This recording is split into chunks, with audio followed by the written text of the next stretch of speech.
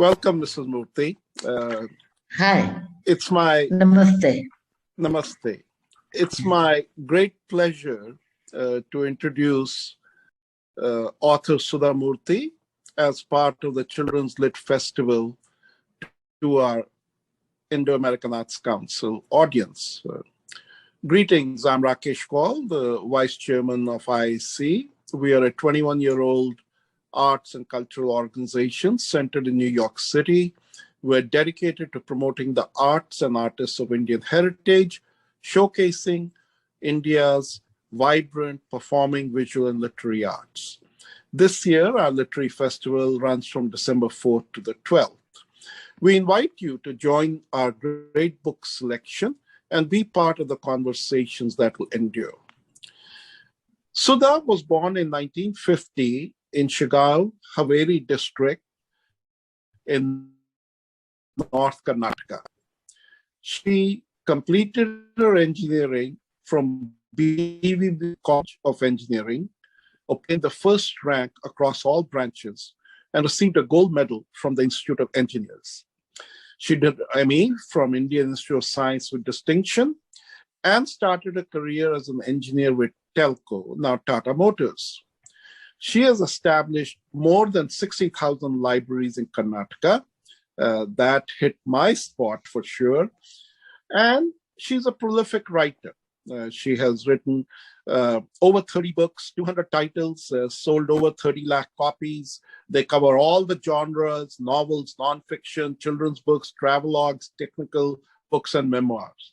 And she has been honored with 9 honorary degrees. Some of her awards include the R.K. Narayan Award for Literature, the Padma Shri in 2006, the Atimabe Award from the Government of Karnataka, the Lifetime Achievement Award by Crossroad Book Awards, and more recently, the Lal Bahadur Shastri National Award for Excellence in 2020. She lives by the belief that generosity of a few is hope for the million. So today we are going to have a conversation on Mrs. Murty's latest book, The Sage with Two Horns. I read the book. I enjoyed it hugely. The book is available for purchase globally at online stores such as Amazon. And moderating the conversation will be our very own Executive Director, Suman Golamudi. Suman is a gem of a human being. She brings over 15 years of experience with for-profit, non-profit organizations in India and the US. She has extensive experience in leading teams towards successful outcomes and in streamlining practices in settings as diverse as charitable organizations, startups, and multinational technology companies. I save the best for the last. Suman, who is a leader in New York in the nonprofit world, has a bachelor in technology and mechanical engineering and has specializations in computer science and digital marketing. Suman, over to you. So looking forward to this conversation with author Sudha Murty. Thank you so much, Rakeshji, and welcome, Mrs. Murty. It's an honor to have you here participating in our Lit Festival. And it is wonderful to have this as part of our Children's Festival. So we are showing this with other authors in the children's space, and it's always wonderful for children to be made aware of this literature.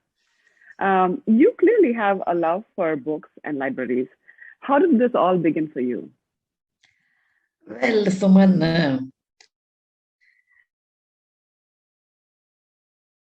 I am a granddaughter of daughter of another school, daughter of a professor, and sister of 2 professors, and married into a teacher's family. My father-in-law was a school teacher. And in any school teacher's house you go, you can't see a lot of money, but you can see a lot of books. Because normally good teachers are seekers of a knowledge. And knowledge is always in our generation was books. So I'm extremely fond of books, and because I brought up with books. The only gift in our family for any festival was always a book. That's wonderful, and I can see that it's there in the background. I see a lot of books. Yeah, this is only a Kannada library. I have another English library separate. I have 2 libraries separate. This is only Kannada books. Oh, that's wonderful. Oh, wow. Okay. Now, in your latest story, in your latest book, your first story is about young Nachiketa seeking out the Lord of Death and asking him what the meaning of life is. Now, without giving away the story, what is fascinating is that the boy is without fear. He is without temptation, and he's focused on his goal. Now, in some ways, is learning about his character as important as what answers he gets for his question? No, actually, you read the story, he feels his father is doing wrong, and he has that courage to tell, Dad, you are wrong.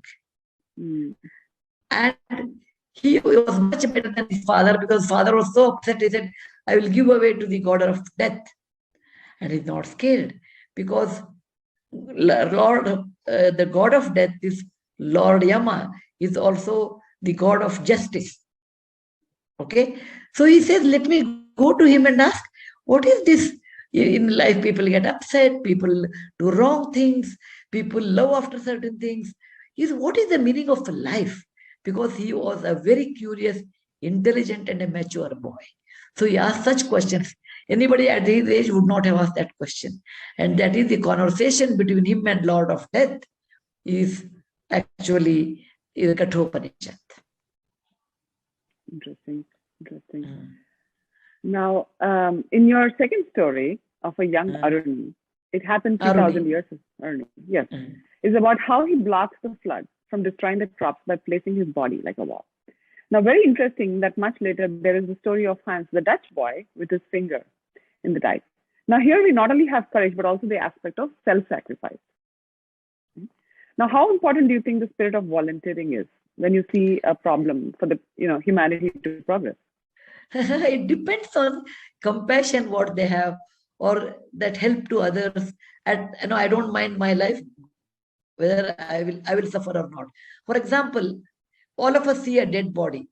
All of us see a person with a disease, a beggar, but we don't bother. We just go away. Whereas a young prince who was, well-educated, handsome prince, who had so much in life, felt there is something wrong. Why people suffer in life? Okay, what is the root cause of suffering? And he became Prince Siddhartha became Gautama, because his index of sensitivity was extremely high. Yeah. So was a Jesus Christ, who saw a young boy, a man, saw people were suffering from leprosy, and he said the real service to human being is to help people who are in difficulties. And he went against the law and helped them, and he was crucified. He gave away his life. These are extremely sensitive people. But everybody may not be like that. Everybody doesn't know good music. Everybody is not very intelligent in mathematics. So it goes on degree. So highly sensitive people can change the world, like Jesus Christ or Bhagavan Buddha. Okay, ordinary people with little bit of sensitivity can become philanthropists. People who do not worry about themselves. Public life is more important than the private good. They become, with compassion, they become philanthropists. And it's interesting you raise that point of the compassion in this, when you're talking about this, because that was my next question in terms of the story of Rantideva. It emphasizes the importance of compassion and giving at the most basic level, right? He gives away his food, he gives away the water, that to the point that he has nothing left. Now, what do you think of the fact that the creator of this story wanted humans to be compassionate, not just to humans, but also to animals, right? To birds, all forms of life. Right. So that is what you wanted to convey in that. I wanted to convey that Rantideva did not know there was an examination. Okay, Rantideva was purely a compassionate person, and for everyone he cares, for his subjects, for a dog, for a bird, for everyone he cares, because the compassion was not limited only for human beings. And that's the sloka at the end. I don't know, because I won't remember. The book is here or not. Okay. He says, a very famous quotation of Rantideva is this. He says, he prays God and he says, God is very happy, Shiva. He comes and tells, what do you want in life? Do you want a kingdom? You want to be an emperor? You want a rebirth? You want heaven? What do you want? Right. He says, Natvaham kamaye rajyam. No, I don't want kingdom. Na swargam na punarabhavam. I don't want heaven and I don't want to be reborn. And in case you want to give, kamaye dukkha taptanam praninam artinashinam. If someone, any prani, any animal, any human being who is suffering, I want to wipe the tears of that person or the animal. That is what Rajaradeva stands for. Compassionate of the highest quality. Right. Yeah. And I think that is obviously the need of the hour. I strongly feel like that. I believe so. I believe so, because look at Corona warriors. Look at floods. Look at the situations are so bad in so many areas in the globally and in our own country. And if you not participate and help others, what is the use of human life then? Why? It is not it is not the intelligent person who can do this. It is not the rich person who can help. It is a compassionate person who helps others. Absolutely. And people with money have a lot more duty, and that's the reason I say generosity of few is hope for million. Oh yeah, absolutely. I wanted to take a step back where we're talking about medicine. You mentioned your story in the story of Rishi Agastya. You talked about being of medicine in India, and then that he had the power to feel the pulse and predict the future of a person. Now we also see that mentioned in the Chinese acupuncture. Yeah. So do you think that we have lost, sort of to say, our traditional knowledge and wisdom of our secrets, medicinal secrets? Of course, we have lost. What do you feel about that? A lot actually over a period of 2000 years. For example, I saw the original set of instrument of Shushruta in Pakistan museum. It is there, original. Okay, it is amazing to see. And there are lots of books in Sanskrit. Herbal medicine is talked about it, but we don't have research now. They made a research, and they came to the conclusion of the 1,200 years because of the foreign invasion, different way of looking at it, and we never have done good research on that, and we don't have the good knowledge now. The knowledge, learning of that knowledge stopped 1,200 years back. That is true. And now we see a lot of Ayurveda coming into the forefront. Like people, even societies across the world, are trying to imbibe the teachings from there. But we also see sometimes that it's incorrectly. Sometimes, you have haldi, turmeric, which is probably not used in the right way. So when I look at it, obviously I keep thinking that there should be a right way, and I don't see too much documentation about it. So too much. There's a lot of number one, the documentation have been burnt out. They have been lost, and there is no research. In olden days, what they did is we don't know what proportion they did. Today, if you want to use the Ayurveda, you must have a great research from the plant, and you must supplement that along with allopathy together if you work and prove it, not by hearsay. You have to prove it with data, then only it is possible. Otherwise, it is only empirical.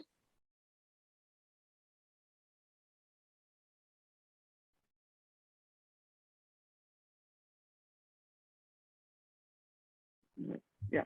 That his arrogance led him to be turned into a python. He finds his release when the oldest Pandava answers his question and gives him true knowledge. He still ends up going to heaven. Now, even though he's a bad man, his good deeds save him, right? Does this mean we should not be upset that we're not perfect, but we just try to, keep doing good things? The teaching is here? Normally when a person becomes successful, I've seen in real life, people come from humble background. When they earn a lot of money and they get a lot of success, unless they are mature, they become arrogant. Unless they are mature, they become arrogant. That's the reason in mythology we tell a story that Lakshmi has a sister, Lakshmi. Okay, Lakshmi has different people call her different names. Lakshmi, Jeshtha, or whatever that. So people say if you are a Lakshmi, if you have a sister, If when Lakshmi comes to your house, that means if the money comes to you, then Lakshmi also follows. The moment you become arrogant, is like, then Lakshmi becomes smaller, her influence, Lakshmi becomes larger and she will catch hold of you. So be, whenever you have money, respect money, help it to others, then Lakshmi stays. If we become arrogant, within 3 generations, the money disappears. Right. Okay. Nahusha did a lot of good things, but at the moment he became the king of the Swarga or the heaven, he became very arrogant. And that made his downfall. Right. And you touch upon this subject, the ego, in the story of Anasuya also, the baby with the 3 heads. You do mention about ego, making a person, even the gods become lesser, lesser beings. When goddess became like any other human being and became jealous on Anasuya, who was a simple lady. So their ego came and said, okay, I want to teach you a lesson. Okay, I'll convert them to my children, and unless you come and ask, I will not give them. Right. So it's a very powerful statement there. That the simple thing that you have in your, as a trait makes you bigger than a god himself or herself. Yeah, it is even gods. It also shows even gods, when they think of, when they become jealous, they become ordinary human beings. They don't come to, they lose their stature, and an ordinary person goes up in the stature if she doesn't have jealousy. Right. That brings me to another trait, dharma. What does dharma mean? You've touched upon it in the conversation between Krishna and Karna. It depends on how you look at it. For me, what is dharma? I used to ask this question to my grandfather, who was a Sanskrit scholar. What is dharma? Dharma is religion. Religion and dharma are different. Rituals are different. Okay? Dharma is universal. If someone is falling down, patita, we say in Sanskrit, someone is falling down, maybe financially, maybe socially, maybe mentally, someone has become weak, and if someone requires help, you give your helping hand. And that is dharma, according to me. If someone is suffering financially, help them. Someone has a health problem, go and attend to them. Someone has a mental problem, please don't worry, this too shall pass. So these are all different dharmas, I consider. Rituals are different. Sorry, go ahead. Rituals are different. Rituals are your practices which you believe by doing that things will be better. It's nothing to do with dharma. Right. And you do touch on, this whole thing about, again, giving to the poor and helping out, being good, and the story of the nose rings, the missing nose rings or something. Right? Yeah. So I think that's one thing that's, again, reinforcing that belief that do good to others. Yeah, because I passed this life only once. If I can show compassion to someone, if I can be good to somebody, let me do it now. Yeah, absolutely. These are all now values for life. You have mentioned the story of Kaushika also, because it's really mind-opening, because a housewife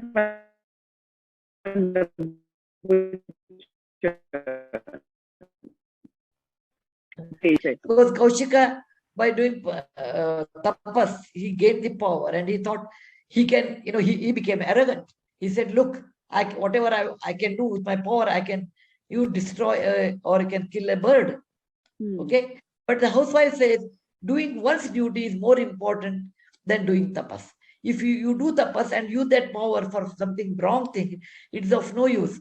Whereas I'm a housewife, I serve my old in-laws, I serve my children and husband, and remaining time I will help others. So I follow a better path. Right. And who is her guru? A butcher. A butcher is killing an animal, but he said it is my profession. The moment I kill doesn't mean that I want to, because I have to survive by doing that. But I tell truth, I'm honest, and that's what I teach. So it is not what class, who is your teacher, what community is your teacher, what economic status your teacher has. If your teacher has a good value, you must learn it. And in this day and age, the value of a person is taking different connotations. Social media is making the value of a person to be something different based on how they're perceived by society. In the story of Punyanidhi, the goddess of wealth, she says that she has more followers than her husband. Her husband tells her having many followers does not matter, but loyalty does. Now she replies that nobody can stay loyal to anyone forever. She's proven wrong, of course, in the story. What relevance does the story have for our digital times, where social media followers means more than real friendship? Yeah. I always say, you may have 10 million social media followers, but when you are in difficulties, can you get 10 people? No. People who stand by with you when you are in difficult period, people who can give you courage when you have lost it, people who will wipe your tears, they are your friends. And they are real. And the rest are all only numbers. Right. Real relationships are very harder now with this. Yes, very hard. Right. Because to have a good relationship, you have to invest your time, your emotion, and you have to sacrifice, you have to adjust. Then only the relationship stays. It is like two human beings are two islands. A good relationship is like a bridge. You have to build a bridge. It doesn't just happen. You have to build a bridge. The bridge falls. Then you have to repair the bridge. Then you have to paint the bridge. Then you have to hold the bridge. Then only you can walk from one place to another. That is how a good relationship should be. Agree. And very important for the kids to learn that at this age. Now, more than the kids, their parents know. More than the kids, their parents do. Of course. Absolutely. That's true. Now, we talked about that no string story. I'm going back to that. That whole story where there's a scene where the Saraswati, the lady, she donates the no string, and she hands it over to the poor man who does not describe the poor man. It's the beginning of a magical experience which changes her miserly husband. Now, have you ever had an experience which you could not explain and would call it magical? Did it change you? Was there any life-altering experience? Very personal, but I want to tell you, I'm a devotee of Tirupati Srinivasa. Tirupati is a holy place in India, and we are devotees since family-wise, many years. My forefathers were staying at Tirupati maybe 300 years back or 400 years back.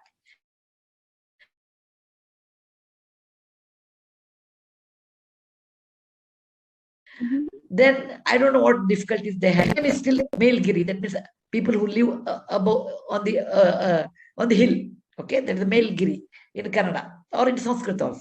Combination of that. And I used to always tell Lord Srinivas, the god there, you are so rich. Lakshmi is your wife, and I will never give you gold. Anytime I will not donate you any gold. I rather do a lot of work. I did a lot of work there. Drinking water, buying rice, annadana, building something, but never gold. I say I will never give gold because you don't require it. And you don't require gold, and you are Srinivasa, your wife herself is Lakshmi. Every 12 years, they clean the bottom, the feet of the Srinivasa or Balaji or Venkatesh, and there is a deep groove is there. And then they fill something and then they cement it. Once in 12 years they do. It goes deep inside. So I was a member there and I was present at 4 in the morning. They came out and said, anybody has any gold? We want to close it. And nobody was there. I was there. Normally I don't wear gold, anything. You can see now, right now also I don't wear. It was so funny. My secretary normally keeps my bangle or something to wear. That day she kept thin 6 bangles and I wore it and I went to the temple in the morning. And they said, then I removed just unknowingly, it had just happened in a minute, not even less than a minute, 50 seconds. I removed 2 gold bangles and gave. They washed it and put it below his feet and they closed it. Then I cried for 45 minutes. I realized if you consider this as a miracle, it's a miracle. It was not planned because I don't wear anything. Why did I wear on that day 6 bangles? Why did I go at 4 a.m. to the temple? Why did they come and ask, do you has a gold? And there was nobody there. Right. And why did I give? I never planned it. I never planned it. Why did I give? And why it went inside his feet? And 12 hours came that it just went down the deep and they closed it. As long as this life is there, as long as Tirupati Srinivas is there, he is standing on my bangle. That God, very idea makes me. And then I think maybe my forefathers must have told, like, look, one of our descendants sometime will come and serve you or give you something. They must have prayed probably. I'm the seventh generation person who I'm the seventh generation. Yeah. If you look at it as a miracle, something unusual like Saraswati felt, I felt that way. I said, if the Lord wanted bangles, there would have been a truck of bangles available for him because his hundi is always full of gold. Okay. But why did he choose me? A seventh generation person. And who said, I will not give, and took it. Wow. If you consider it's a miracle. If you think it's a coincidence, it could be a coincidence. But for me, I was not able to explain so many coincidences in this case. Right. To be a member, to be at 4 a.m., to wear a gold bangle, and they come and asking me within 50 seconds, without knowing, I gave it. If I would have thought, I don't know whether I would have given or not. I don't. That is, these are moments such as this in life when make you believe in a supreme human, being. Somebody. And I cried. I said, I don't understand you. Yeah. Why did you choose me? Though I have spent much more than that on the temple doing other social work. Yeah. But it was not that. He said, you are not giving gold to get from you. And it's like a Saraswati's case. Yeah. And then I realized that he is the Supreme Lord. What he wants, he takes from us. What he wants, he gives to us. We should never ask him. He does everything the best for us. I became so calm after that. Yeah. My God, that is a very powerful story and something that almost. It's a real story. It's a real story. Yeah, absolutely. It's your own personal. It has happened to me. It has happened to me. Right. A very personal experience, and thank you for sharing that with us. Thank you for sharing that with us. Wow. So that's. You're from Andhra. You're from Andhra. I'm from Andhra. I know I'm not a very religious person, but that's the one God that I really look forward to visiting in Tirupati. And the same thing. I feel a sense of being there. Very powerful God. Yeah. And that's the reason I spent 45 minutes in front of Lord. Why? What is this game? Was it a game from you? Yeah. But for me, life open, eyes opening. Right. Right. Okay. Tell me next. All right, just one. If you want, you can edit this. If you don't want to give it, can edit also. No. This is wonderful. This is your story. This is something coming deeply from your personal experience, and it's how you felt in that moment. As long as I told Srinivasa, as long as you are there, you'll be standing on my bangles. That means you are blessing me. That's a wonderful emotion to feel. Definitely. So, Mrs. Murty, we had some kids here read the book, and they had some questions for you.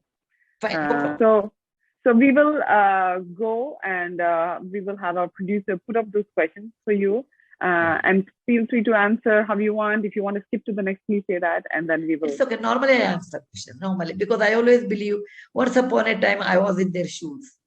I should never forget that. Okay. Normally, I answer. Awesome.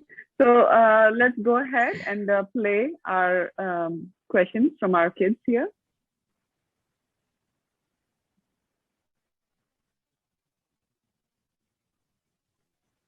My name is Dave Lakhani and I'm 13 years old from New York. It is my privilege to be speaking with you.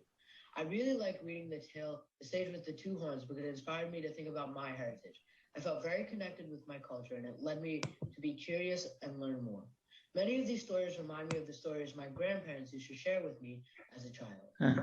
I have a couple questions about the book. The first question I have about the book is, of all the stories in the book, what was it about the chapter, The Sage with the Two Horns, that made you decide it should be the title? Well, Beta, thank you for reading my book. But whenever we write a book, I write a book, I take little time to think which title will be the best which can attract children to read that book. If I say it is Arni and the other stories, you don't read. The moment I make a Sage the Two Horn, it's a story, but it's very peculiar and very catchy title, which makes a child to read. So I use that idea and I choose the title. Hi, my name is Tanya Nanduro. I'm in 4th grade. I go to PSC9. I live in New York City. And my first question is out of all the stories you had, why did you pick that one story, The Sage with the Two Horns, for your book cover? Same thing. Yeah. Same thing. It is a very unusual title, and you will like to read that. So I give that one. See, I have 5 books in mythology.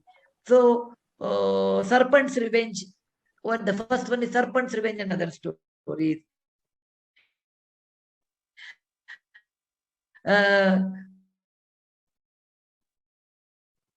Then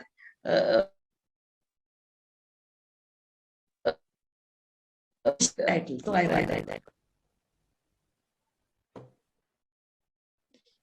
My next question is, out of these stories that you put in the book, what do you want us to learn? Well, these are the treasures of mythology. Some of them you can learn, like Raja Shibi, I suppose. I don't know, it's in this book, who gives a pound of flesh from his thigh.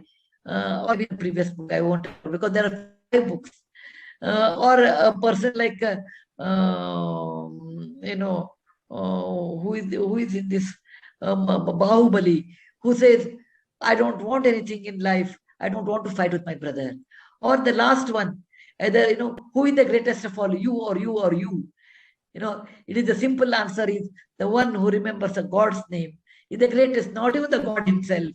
So these are the simple things in life which we should follow, and we should make our life as much peaceful as possible. How many books have you written, and what do you enjoy the most about writing? Most favorite is difficult. Like, if you ask your mother, and if you have 2 children to her, you ask her who is your favorite, she can't tell. These are both. For me, I'm mother of my books. So for me, all are favorite. I have written 40 or 41 books. But I have more than 225 titles. In mythology, I have written 5 books, and this is the 5th book. So I enjoy every genre of my writing books. Hi, my name is Drew. I'm 10 and I live in New York City in 5th grade. My first question is, how long did it take to write the book? Okay, it depends, because I don't write one paragraph and think. I prepare entire book in my mind, and then I just write that. So it takes 15-20 days to write a book for me. Then next 2-3 months, I don't read it. I just keep it. Then again, I'll do 3 readings.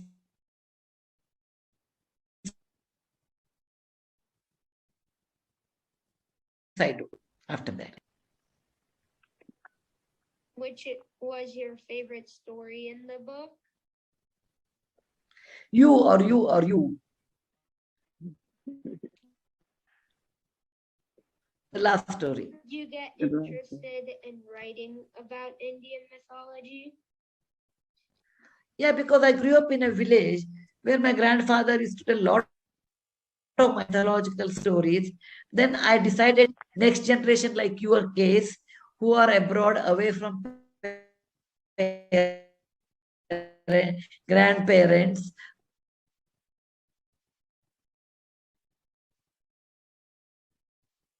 away from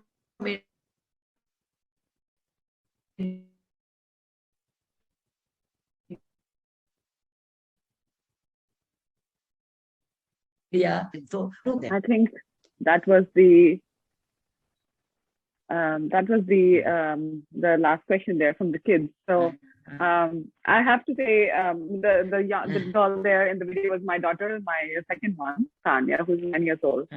My mom, as you also mentioned, I speak Telugu at home.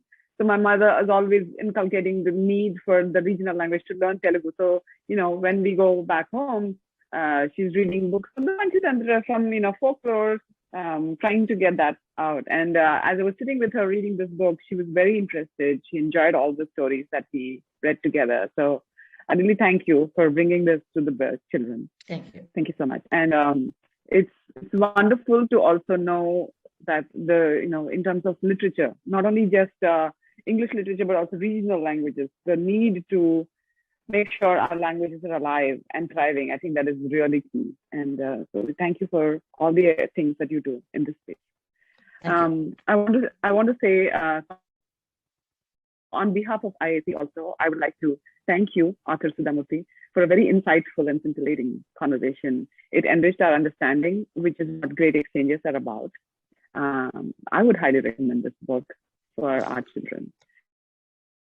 And it can be, I want to let the audience who's listening to this and watching this conversation know that it can be purchased on Amazon and other stores. So please go ahead and get your copy today. And to the audience, I would like to say, we look forward to seeing you in our next program, which is on the IAAC.us website. And we'll see you there. Thank you, Mrs. Murty. Wonderful to talk to you. Thank you very much. Thank you, Suman. Thank you very much. Thank you. God bless Thank all you. the children. Bye. Thank you so much. Bye-bye. Namaste. Namaste.